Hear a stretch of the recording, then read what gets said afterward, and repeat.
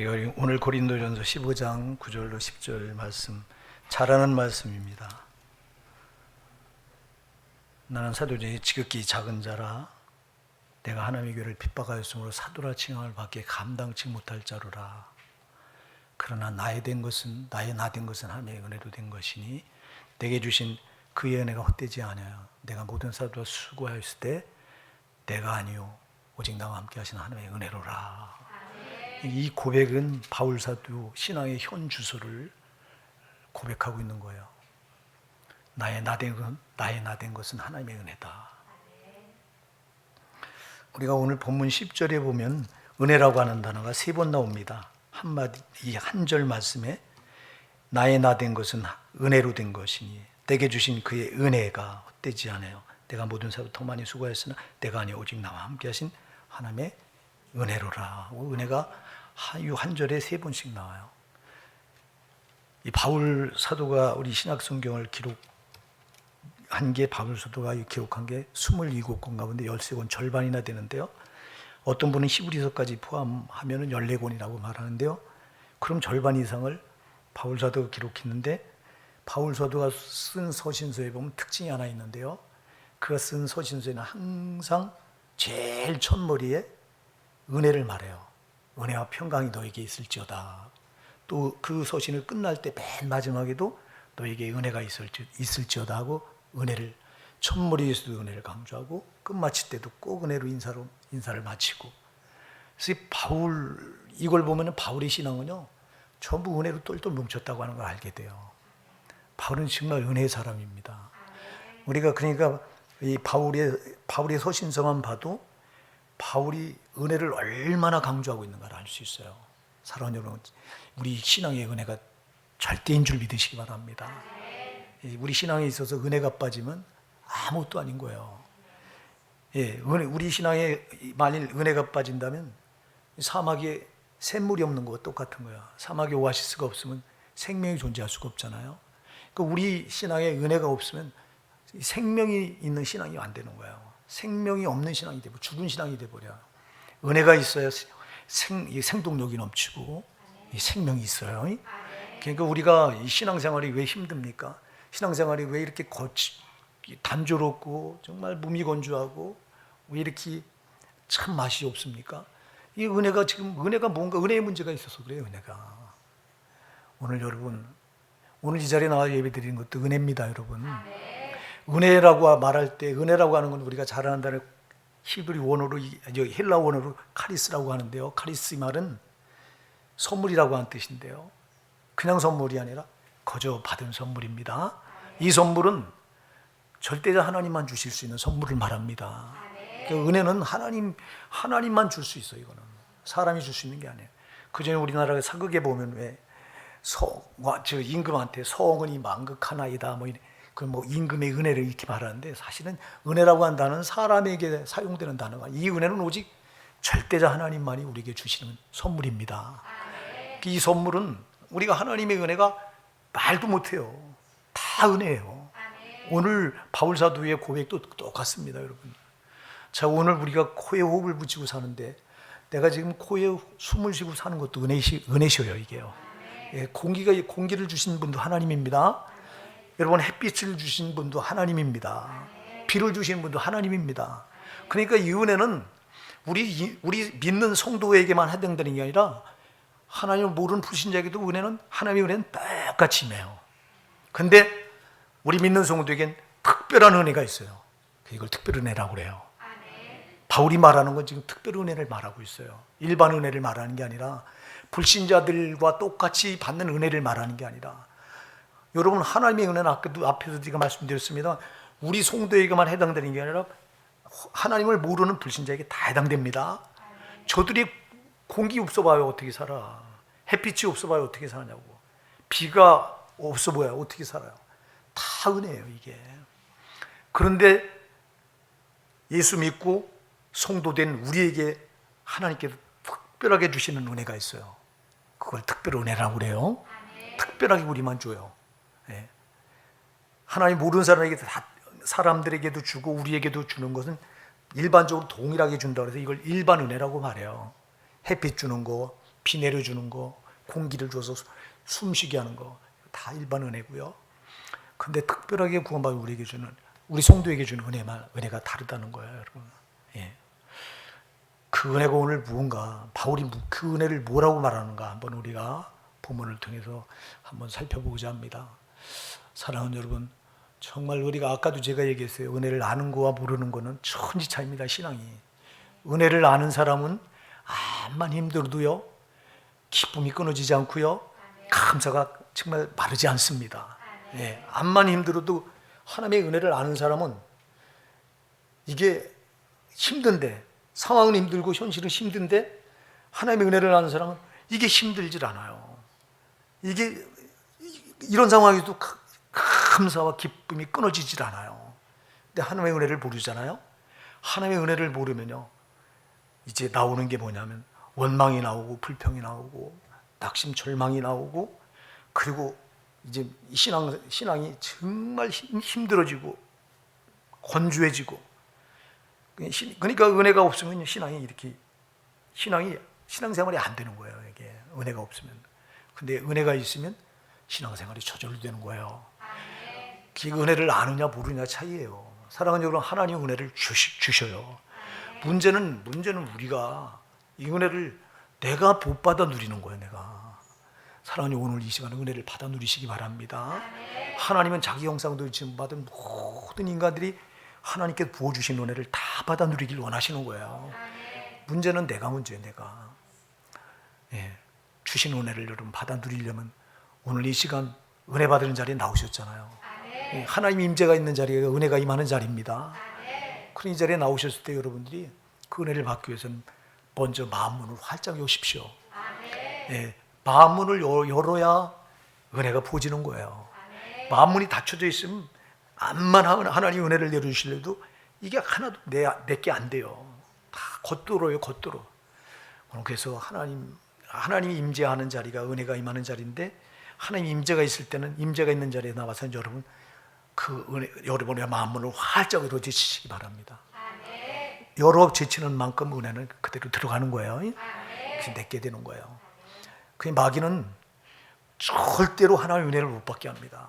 그래서 여러분들이 세상에 나가서 한 주간 살면서 여러분 마음을 거칠게 만들고 사납게 만들고, 그래서 굳어지게 만들고, 그래서 여러분들이 일주일 세상 나와서 주일날 나와서 오전 예배 드릴 때 보면 얼굴이 대부분 딱딱하게 굳어 있어요. 이게 마음이 굳어 있다고 하는 표거든요.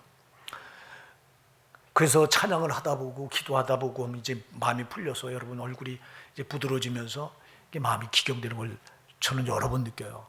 그래서 여러분들이 마귀는 어떻게든 우리 마음 문을 걸어 잠궈서 은혜를 못 받게 하려고 하는 거니까 속지 마시고요. 여러분 마음 문을 활짝 여십시오. 여는 만큼 은혜가 부어진다. 그리고 그 은혜를 사모하십시오. 그냥 예배드리지 말고요. 오늘 하나님이 은혜를 부어주시는데, 하나님이 임하셔서 은혜를 부어주시는데 그 은혜 내가 사모합니다 하고 사모하셔야 돼요. 사모하는 만큼 은혜가 내게 되는 거예요. 예, 그래서 은혜를 알게 되면, 은혜가 내게 되면 이때부터 여러분 두려울 게 없는 거예요. 문제가 되질 않는 거예요.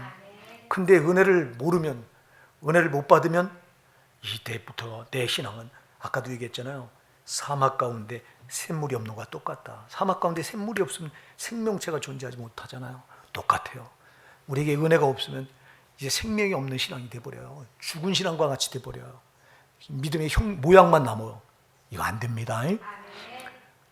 우리가 여러분 그 송명희 신의 간증을 참 잘 알잖아요.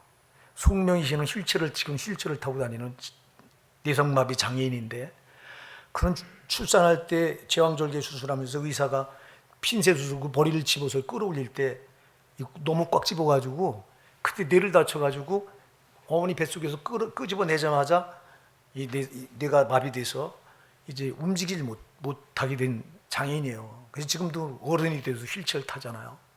그게 태어나면서 또 뇌성마비 장애로 인해서 이렇게 몸을 못 쓰는 불구자였잖아요. 태어나 보니까 그 집안이 얼마나 가난한지, 먹고 사는 일이 너무 힘들 정도로 아주 지지리궁상으로 가난했어요. 태어나 보니까 자기는 장애인으로 태어났지, 태어나니까 집안은 가난하지. 거기다 또 태어나 보니까 자기 아버지가 폐결핵이야. 아버지는 아랫목에서 끙끙거리고 앓고 있고, 자기는 운목에서, 방 안 운목에서, 단칸방이니까 운목에서 자기는 움직이는 거 둘이 같이 앓고 있는 거야. 이렇게 열악한 환경에 자라다 보니까 성격이 모가 나고 삐뚤어지고, 상처를 막 받게 되다 보니까 막 삐뚤어지고, 그래서 그가 17살 고등학교 2학년 될 때요, 그는 자살을 결심합니다. 살 이유가 없는 거예요. 보니까 나 같은 게 살 이유가 없어. 한 개도 살 만한, 좀 살아봐야 되겠다는 소망이 안 보이는 거예요. 근데 문제는 그 어머니가 그 송명희 시인을 뱃속에 집어넣고 있을 때부터 그 어머니가 교회를 다녀서 예수 이름을 부르는 신앙이었어요. 그러다 보니 모태 신앙이잖아요. 자기 어머니 뱃속에서부터 이제는 태어나 보니까 어머니 따라서 어머니가 그를 끌고 교회 다니고 이렇게 하면 모태 신앙이래. 그래서 죽을 결심을 딱 했는데 뭐가 걸리냐니까, 야, 내가 모태 신앙인인데 하나님이 살아있다고 말들을 하는데 과연 하나님이 살아있느냐? 그렇다면 나도 한번 그 하나님 만나보고나 죽자. 내가 죽어도. 그리고 하나님 만나 따져보자. 왜 나를 이렇게 불행하게 만들었냐? 왜 나한테는 한 개도 좋은 요소가 없느냐 도대체? 하나님 이렇게 난 불공평한 하나님이냐? 하나님은 공의 하나님이라고 말하는데, 공평하다고 말하는데 왜 내가 공평한 게 뭐가 있냐? 나처럼 불공평한 자가 세상에 어디 있냐? 한번 따져보고 싶다. 그래서 이때부터 매달려서 하나님을 만나려고 금식 기도를 합니다. 그렇게 매달려 금식 기도하다가 어느 날 환상 가운데 글씨를 보게 되는데, 그 글씨가 하나님을 믿으라, 내가 너를 버리지 아니하리라. 이 글씨를 보고 거기서 은혜 받고 뒤집어져 버려요. 하나님 정말 살아있구나. 할렐루야. 하나님 살아계세요. 그때부터 이 삶이 바뀌어요. 그래서 그가 지은 시, 여러분이 잘 아는 그 시, 나라고 하는 시잖아요. 나 가진 재물 없으나, 나 남에게 있는 지식 없으나, 나 남에게 있는 건강 있지 않으나, 나 남이 가진 것, 남이 못 본 것을 보았고, 나 남이 듣지 못한 음성 들었고, 나 남이 갖지 못한 사람 보고, 나 남이 모르는 것 깨달았네야. 공평하신 하나님을 노래하잖아요. 은혜를 받기 전엔 불공평한 하나님이라고 원망하고 절망하고 불평하고 이랬던 송명희 신이 은혜를 받으니까 바뀌어져요. 여러분, 그가 은혜를 받고 보니까, 하나님 만나고 보니까 상황이 달라진 게 아니에요. 환경이 달라진 게 아니에요. 상황은 똑같아요. 환경은 변한 게 없어요. 여전히 집안인 지주궁상하고 가난해요. 자기는 여전히 이렇게 몸을 못 움직이는 뇌성마비 장애인이에요. 또 자기 아버지도 여전히 폐병을 고치지 못하다 밤낮, 한 개도 상황은 달라지지 않았어요. 환경은 달라지지 않았어요. 근데 은혜를 받고 보니까 내가 달라지는 거예요. 사랑하는 여러분, 은혜는 상황을 바꾸는 게 아니에요. 환경을 바꾸는 게 아니에요. 은혜를 알면 내가 바뀌어지는 거예요. 내가 은혜를 받고 보니까 하나님을 정확하게 알게 되잖아. 하나님을 인격적으로 만나게 되잖아. 이때부터 내가 바뀌어지는 거예요. 나는 가진 거 없고, 나는 이렇게 장애인이고, 나는 이렇게 불행하지만, 근데 난 남이 못 본 걸 내가 봤잖아. 남이 언제 그렇게 많은 사람들이 예수 믿는다고 말하지만, 그렇게 자기처럼 확실하게 환상 중에 하나님을 믿으라, 내가 너를 버리지 아니하리라, 누가 이걸 봤냐고. 나는 봤다는 거예요. 응? 남이 못 깨달은 거 나는 깨달았잖아. 여러분, 은혜 받고 보니까 내가 구원받은 거, 할렐루야. 내가 구원받아서 천국이 나의 영원한 기업이라는 거 얼마나 놀라워. 사랑하는 여러분, 뭐가 불평할 게 있고 뭐가 원망할 게, 보니까, 깨닫고 보니까 감사할 것밖에 없는 거예요. 보니까 살아계신 하나님이 나를 이렇게 사랑하는데. 사랑하는 여러분, 은혜를 받아야 되는 이유는요, 우리가 은혜 받으면 다른 게 달라지는 게 아니라 내가 달라져요. 내 생각이 달라지고 내 신앙이 달라져요. 네, 은혜를 받고 보면 정말 하나님이 확실히 살아계시다고 하는 게 깨달아져요. 오늘 이 자리에 예배드리는 우리 사랑하는 성도님, 그리고 또 우리 가정에서 화상 예배드리는 우리 성도님들 모두가 하나님의 은혜를 받아 누리시기 바랍니다. 아까도 얘기했어요. 여러분, 마음을 활짝 여십시오. 하나님의 임재를 만날 때마다, 임재가 있는 자리에 올 때마다 여러분 마음을 확 여십시오. 그냥. 그리고 은혜를 사모하십시오. 나는 하나님의 은혜 아니면 안 돼요. 나는 주님 은혜 아니면 안 돼요. 그러면서 그 은혜를 사모하는 만큼 하나님 보여주시는 거예요.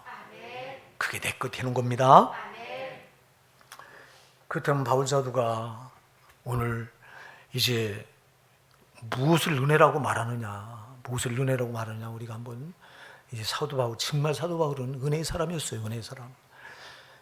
여러분, 그가 뭘 가리켜서 은혜라고 말하느냐? 그가 은혜라고 말하는 건 우리가 여러분 15장 10절에 보면요. 그러나 나의 나된 것은 하나님의 은혜로 된 것이니. 할렐루야. 이게 오늘 핵심 구절이에요. 핵심 딱 포인트예요. 그러나 나의 나된 것은 하나님의 은혜로 된 것이다. 아멘. 나의 나된 것은 하나님의 은혜로 된 것이다. 그럼 바울이 말하는 그 은혜가 뭐냐?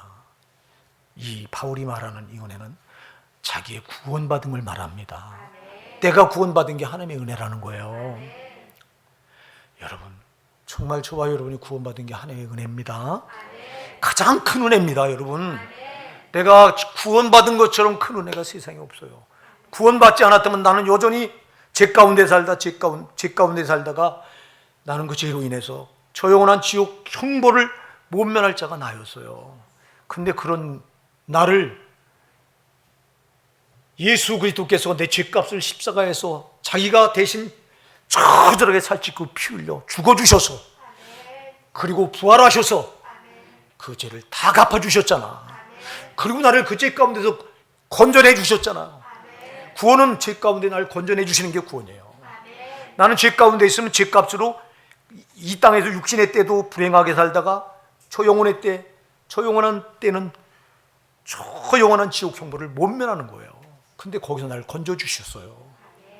그냥 건져주신 게 아니라 죄값은 반드시 사망인데 그 죄값을 예수님이, 하나님 아들 예수께서 대신 십자가에 자기가 살찌키고 피 흘려 죽어주셔서, 제물 대주셔서 그 죄를 다시 대신 뒤집어 쓰고 죄값을 자기가 죽어서 갚아주시고 부활하심으로 의롭다, 너는 의롭다 선언하신 거예요. 그러니 내가 이렇게 구원받았으니 이거보다 더 값진 은혜가 어디 있어요, 세상에. 바울은 정말 자기가 구원받고 보니까 이게 나의 나된 것, 내가 구원받은 거, 이게 은혜라는 거예요. 바울이 누굽니까, 여러분? 바울은 우리가 잘 아는 대로 그는 정말 예수 그리스도를 대적하던 자잖아요. 예수님을 대적하던 자입니다. 그는 여러분 이 성경에 보면 최초의 순교자가 스데반 집사인데, 스데반 집사가 최초의 순교를 당할 때 그 순교를 당하게 하는데 가장 앞장섰던 사람이 바울이에요. 이 바울. 예수를 만나기 전에 기독교인들을 잡아 죽이는 일에 앞장서다가 제일 먼저 스데반 집사를 돌로 던져 죽이자는 표에 가표를 던진 사람이 바울이고, 돌을 던진 사람들이 옷을 맡아서 지키면서 박수 쳤던 사람이 바울이에요. 그리고 예루살렘 초대교회에 박해가 일어나서 성도들이 뿔뿔이 흩어집니다. 사마리아로 흩어지고 또 한쪽은 안디옥 쪽으로 도망가고, 그 뿔뿔이 흩어진 이 기독교인들을 잡아 죽이려고요, 사내들인 공회에 가서 체포영장을 발부받아가지고 그 체포영장을 가지고 다메섹에 숨어들어 있는 기독교인들을 색출하려고 씩씩거리며, 그게 엠프네온이라고 그랬어요. 살기가 등등했다고 그랬는데 그게 헬라어로 엠프네온, 그래서 콧불소가 콧김을 씩씩씩 내뿜, 얼마나 원수처럼 기독교인들을 여겼는지 씩씩거리면서 잡아들이려고 그렇게 다메섹부터 달려가던 사람이 누구예요? 그가 바울이에요. 그래서 예수님이 그를 만나면서 사울아 사울아, 그가 사울이었잖아요, 본 이름이. 사울아 사울아, 네가 왜 나를 이렇게 핍박하느냐, 이렇게 말할 정도로 바울은 악랄하게 예수님을 대적하고 주님의 몸된 교회를 핍박하고 예수 믿는 성도들을 잡아 죽이는 일에 앞장서고 이랬던 사람이 바울이에요. 자기는 보니까 그 예수님을 만나고 보니까 자기는 영락없이 지옥 갈 자예요. 왜? 예수님을 대적하는 내 앞장섰던 자가 어떻게 내가 천국 백성 되냐고. 근데 그런 자기를 예수님이 만나서 구원해 주신 거예요. 그러니 이게 어찌 은혜가 아닐 수 있어요, 이게. 그러니까 바울은 자기가 구원받은 은혜, 자기는 정말 그 구원을 주신 예수님을 그렇게 대적해서 그 주님의 몸된 길을 그렇게 대적하고 그 예수님을 믿는 성도들 그렇게 핍박하고 괴롭히는 데 앞장섰던 자기가 영락없이 지옥 가야 되는데 그런 자기를 예수님이 만나 주셔서 구원해 주셨으니, 아니 이게 은혜가 아니고 뭐냐고. 이게 바울만 그런 게 아니라 저와 여러분도 똑같습니다. 저와 여러분도 죄 가운데 뒹굴다가 죄는 하나님을 대적하는 건데, 하나님을 원수처럼 여기는 건데, 하나님과 이렇게 원수되었던 난데, 근데 하나님의 아들 예수를 이 땅에 보내셔서 인간의 몸을 입혀 보내셔서 제물로 삼으려고, 그리고 십자가에 그렇게 초절하게 못 박혀서 살찌고 피 흘려 죽게 하셔서 내 죄값을 예수님에게 대신, 자기 아들에게 대신 뒤집어 씌우고 그런 나를 죄 가운데 건져내 주셨으니 이거보다 놀라운 은혜가 세상에 어디 있어요. 사랑하는 여러분, 내가 구원받은 것보다 더 큰 은혜가 없는 줄 믿으시기 바랍니다. 여러분 제일 먼저 깨달아야 되는 게 내가 구원받은 게 은혜다. 이 은혜가 여러분을 사로잡아 끌어가야 돼요, 천국 갈 때까지. 근데 대부분의 신자들이 처음에 은혜 받을 때는 은혜 받았다고 기뻐 날뛰다가 시간이 지나면 은혜 받은 기쁨을 잃어버려.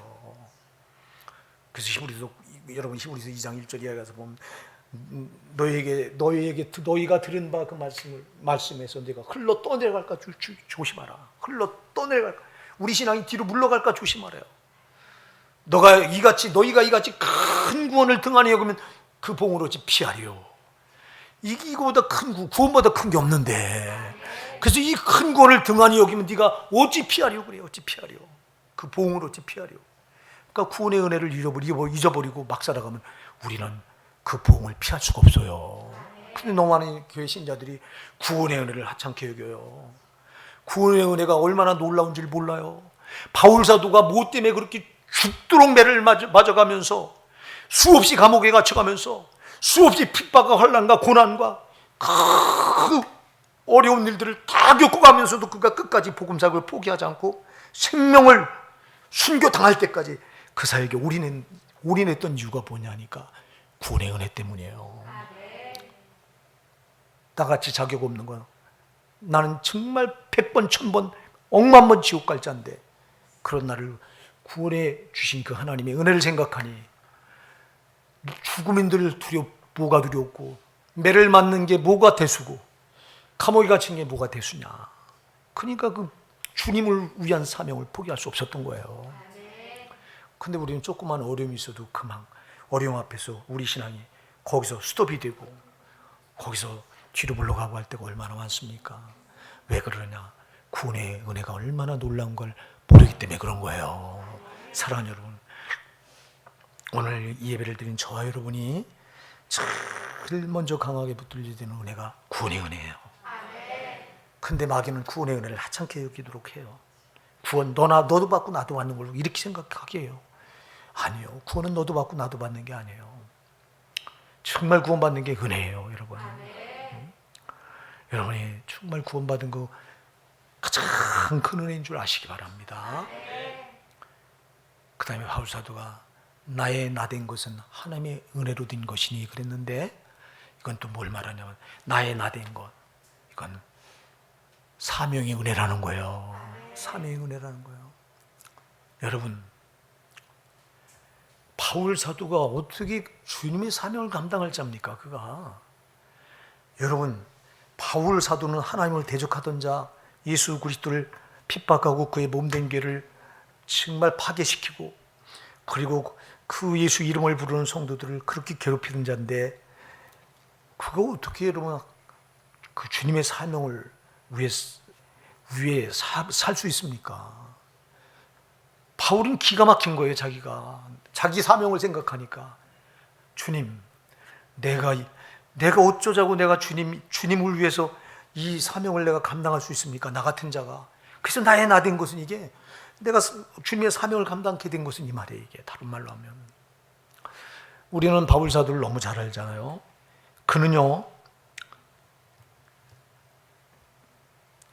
바울 사도는 정말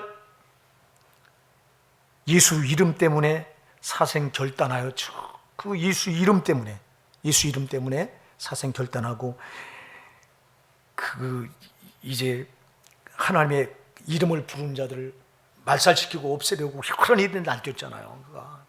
예수 이름 때문에, 그 예수 이름 때문에 기독교를 핍박하고 또 예수 믿는 사람들을 잡아 죽이고 하는 일에 혈한 일이 날뛰었던 거예요. 예수 이름 때문에. 그랬던 그가 예수 이름 때문에 이제는 사생 결단하고 그 이름을 증거하고 전파하는 일에 생명을 내걸어요. 극에서 극으로 바뀌잖아요. 예수 이름 때문에 그 예수 이름을 부르는 자들을 핍박하고 예수님의 몸된 교회를 그렇게 파괴시키려고 날뛰던 자가 난데, 근데 세상에 예수 이름 때문에 그 예수 이름을 증거하는 일에 생명을 거는 사도로 나를 만들었다? 생각해보니 기가 막힌 거잖아요. 이게 어떻게 이런 일이 가능해요?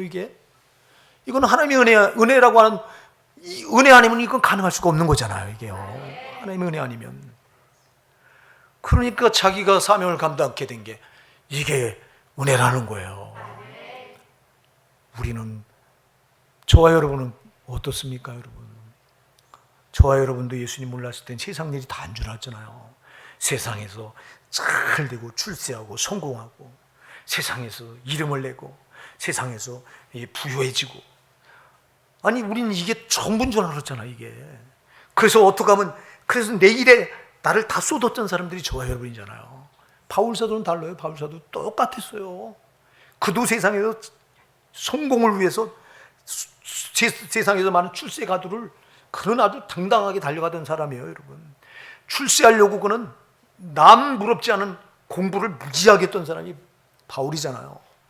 당대 이제 최고의 학문인 헬라 학문과 유대 학문을 두 개를 다 마스터했는데, 보통 마스터한 게 꼭대기에서 제일 꼭대기에서 놀았어요. 헬라 학문을 철학자들과 변론할 때 안 줬어요, 바울이. 그래서 여러분들 디모데 4장에 가서 보면 철학과 변론하지 말라고 하는 말이 나와요. 왜냐, 자기가 철학을 너무 잘 알았기 때문에, 이 헬라 학문을 너무 잘 알았기 때문에 철학자들과 변론해서도 지질 않았던 사람이 바울이에요. 거기다가 유대 학문을 얼마나, 유대 율법이 또 얼마나 능통했든지, 유대 율법이 최고의 가르침. 당대는 여러분, 지금은 이렇게 대학을 통해서 명문대 이렇게 하잖아요. 서울대 하면 명문대, 고대, 연대 이렇게. 당시는 여러분, 그 당시에는 이제 가르치는 사람, 누가 가르치느냐에 따라서 최고의 학문. 근데 유대 최고의 율법사는 가말리엘이잖아요. 가말리엘 문화생이에요. 그래서 최고의 율법을 통달했던 사람이 바울이에요. 왜요? 성공하려고. 그는 성공의 가두를 거침없이 달려가던 사람이에요.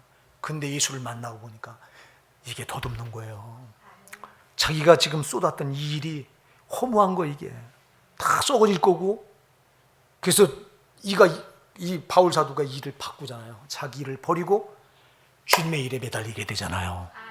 주님의 일이 사명이잖아요. 주님의 일을 하면서 그는 거기다 전부를 다 쏟잖아요.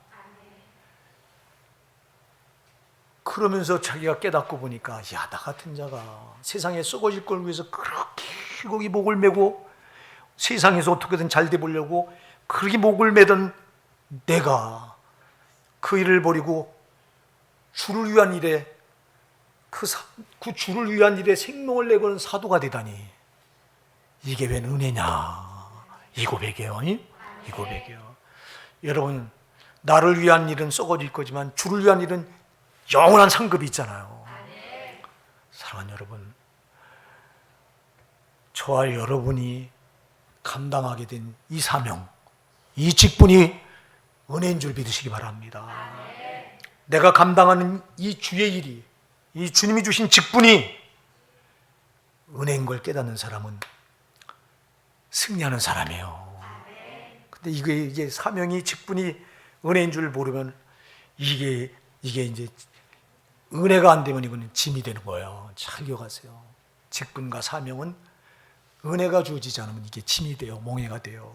근데 은혜로 짊어지는 사명은 짐이 되는 게 아니라 이게 기쁨이 되는 거예요.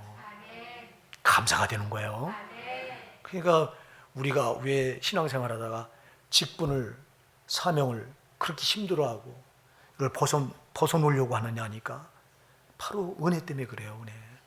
은혜가 차단되면 짊어졌던 이 사명이 이게 멍에처럼 무거워지고 나를 찍어 누르는 짐처럼 이렇게 나를 무겁게 만드는 거예요.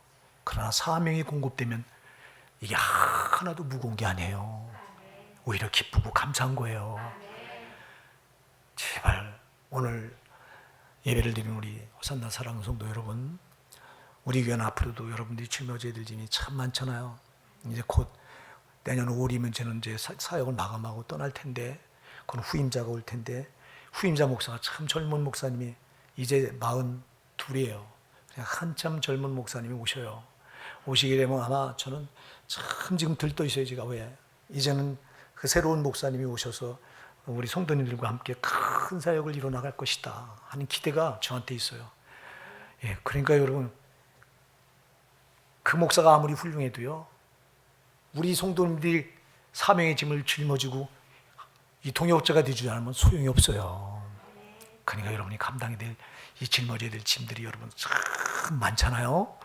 제발 은혜로 짊어지시기 바랍니다. 은혜가 없으면 이건 진짜 무거운 짐이 돼요. 그러면 주님의 일은 거기서 스톱이 돼요. 그러나 은혜만 부어지면, 은혜로 사명을 감당하면 거침이 없는 거예요. 바울 사도가 보세요. 바울 사도 무슨 수로 그 사명을, 그 어려운 사명을 뭘로 감당해? 자기 힘이 아니에요. 그래서 나의 나 된 것은 하나님의 은혜 된 것이니 고백하는 거예요. 내가 사도 돼서 사명 감당한 것은 내가 한 게 아니다. 여러분 아까도 얘기했지만 구원도 내가 한 게 아니잖아요. 전적으로 하나님의 은혜잖아요.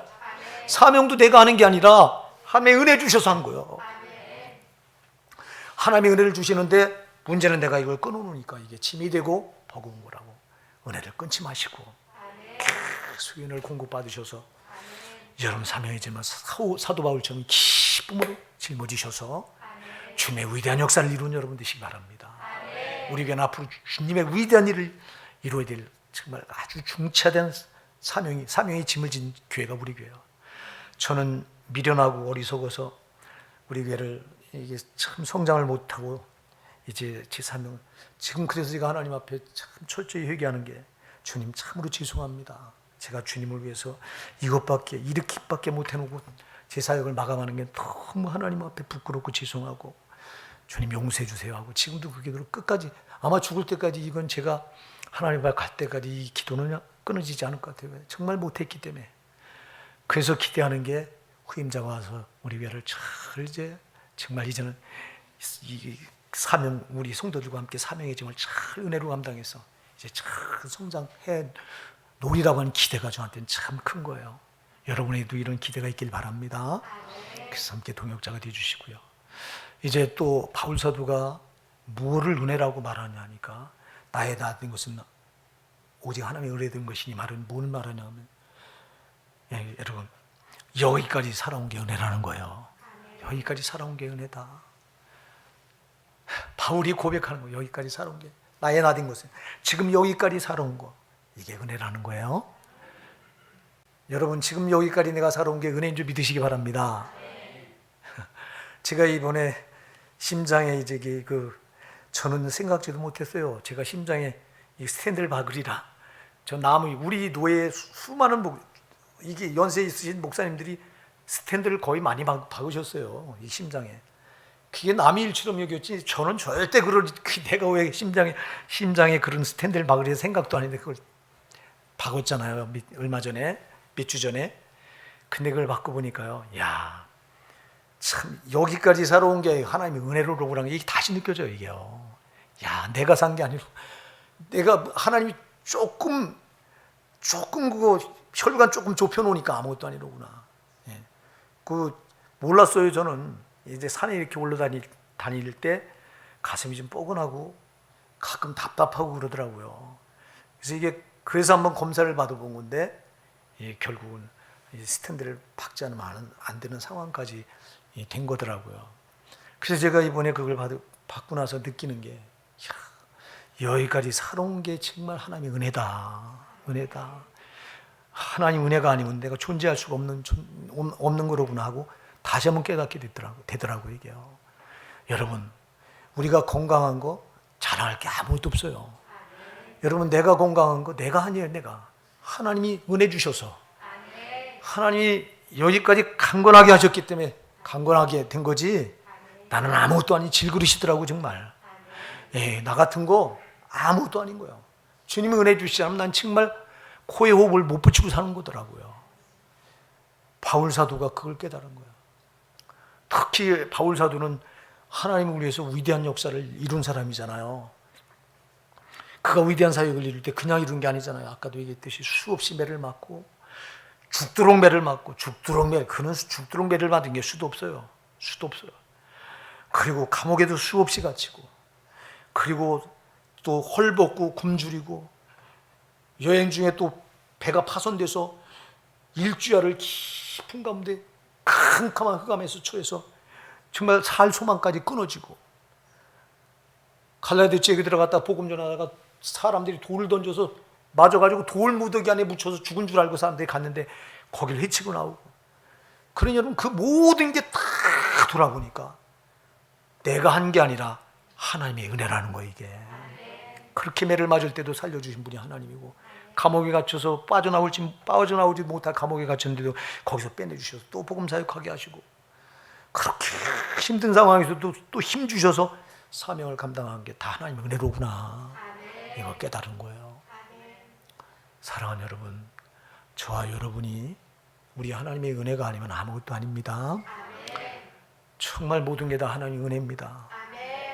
여러분, 은혜를 하나님은 한량없이 은혜를 주는데 문제는 아까도 서두에서 말씀드렸지, 우리가 은혜를 못 받는 게 문제입니다. 여러분이 은혜는 하나님 임재할 때 꼭 같이 은혜가 임하는 거거든요. 하나님 임재는 여러분 골방에도 임해요. 아멘. 여러분이 골방에 홀로 기도할 때도 은혜가 임한다고.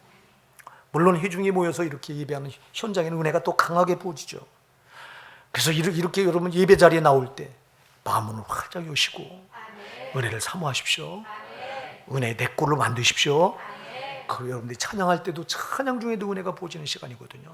그때 여러분 마음을 활짝 열고 그 찬양을 통해 부어진 은혜를 내 것으로 사모하시고 받으세요. 우리가 은혜만 받아 누리면 겁날 게 아무것도 없어요. 여러분, 마귀는 제일 두려워하는 성도가 은혜 받은 성도예요. 은혜 받은 성도. 그래서 우리가 은혜가 뜨거울 때 마귀가 옆에 얼씬거리지를 못하는 거야. 문제는 우리가 은혜가 식어지면 저게 마음껏 나를 유린해요. 그러나 은혜가 뜨거울 땐 저게 가까이 못 와요. 은혜가 뜨거울 때는 왔다가 지가 다 죽어. 그렇기 때문에 여러분, 하나님 보시는 은혜가 우리 심령에서 나를 역동적으로 뜨겁게 움직여 나가면 마귀 새끼가 곁에 얼씬거리지 못하는 거예요. 그냥 내가 은혜가 식어지니까 저기 와서 까불거리고 저기 와서 나를 마음껏 지 멋대로 유린하고 이렇게 하는 거예요. 사랑하는 여러분, 답은 은혜입니다. 은혜. 하나님과 한량없이 은혜를, 하나님 보시는 은혜는 수도 없어요. 수도 없어. 다 은혜요. 그 은혜를 하나님 앞에서 여러분 마음을 활짝 여시고 사모하셔서 내 것으로 받으시기 바랍니다. 그래서 은혜로 승리하는 저와 여러분 되시기를 예수님의 이름으로 축복해 드립니다.